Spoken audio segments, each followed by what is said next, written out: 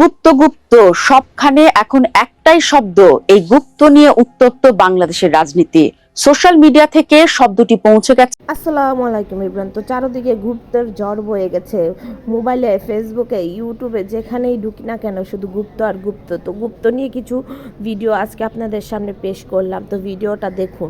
প্রধানমন্ত্রী থেকে শুরু করলাম। পক্ষ থেকে তাদেরকে একটি নাম দেওয়া হচ্ছে, কি নাম জানেন? গুপ্ত। বছরের পর বছর দেশবাসী কিছু মানুষের ছায়াও দেখে নেয়। সেই মানুষ যদি আমাকে বলে আমি গুপ্ত না সত্য, কি বুঝলেন? দুই দলের প্রধানই বলল গুপ্ত, সামনে আরো আছে রাজপথও গুপ্ত।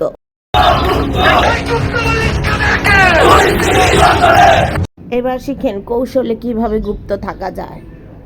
গুপ্ত ছিলেন, গুপ্তভাবে থেকে রাজনীতি করেছেন। আসলে দাড়ি চুল রেখে গুপ্ত ছিলেন কেন? তো দাড়ি রেখেছিলাম, অনেক বড় চুল রেখেছিলাম, সেটা হচ্ছে কৌশল ছিল যাতে আমি বিভিন্ন কৌশল অবলম্বন করে ভুল করা যাবে না, এটা কিন্তু কাদের মামা না।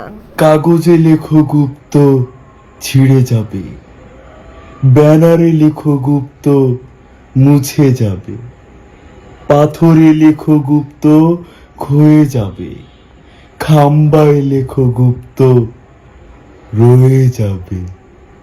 কি শোনাতে চায় শুনুন। গুপ্ত গুপ্ত গুপ্ত শব্দ বলে বাংলাদেশের জাতিকে দ্বিধা বিভক্ত করলো কে? পূর্ববর্তী জালেম ওই রাজা খান এখন কিন্তু ভারতে পালিয়ে গেছে। ছাত্রের জায়গায় ছাত্র আছে, লীগের জায়গায় দল হয়ে গেছে। এই আফায় আবার কি কয়? সিনেমা থেকে নাকি গুপ্তের চর্চা শুরু হয়েছে। আপার কথাগুলি শুনুন। সঙ্গীত এবং অভাবনীয় ক্লাইম্যাক্সের জন্য আজও দর্শকদের মনে গেঁথে আছে। সিনেমাটির কথা অনেকের মনে না থাকলেও সাম্প্রতিক সময়ে বাংলাদেশের রাজনীতিতে বেশ ক্লাইম্যাক্স পূর্ণ শব্দ হলো গুপ্ত। বলা যায় গুপ্ত নিয়ে তপ্ত হয়ে উঠেছে বাংলাদেশের রাজনৈতিক অঙ্গন। প্রাথমিক বিদ্যালয়ের ছাত্র দলের নেতারা গুপ্ত লেখা দেখছে।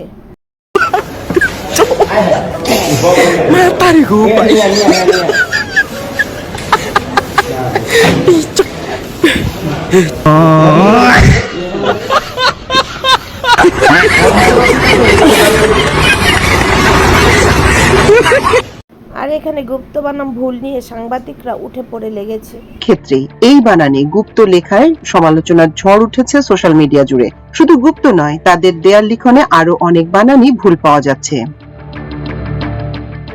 ইনি তো বানাম দেখে পুরাই হতাশ। ইনি আবার নতুন করে টিচার হয়ে তাদের শিখাবে। একটু হাতের লেখা সুন্দর হবে, এত খেত মারা লেখা। তবে আমাদের ডাক্তারের একটা দায়িত্ব আছে, কারণ তারা যেহেতু সাবেক শিক্ষার্থী, বিশ্ববিদ্যালয়ের বুড়ো শিক্ষার্থী, শেখানো দরকার আমাদের। সাবেক তো হয় না।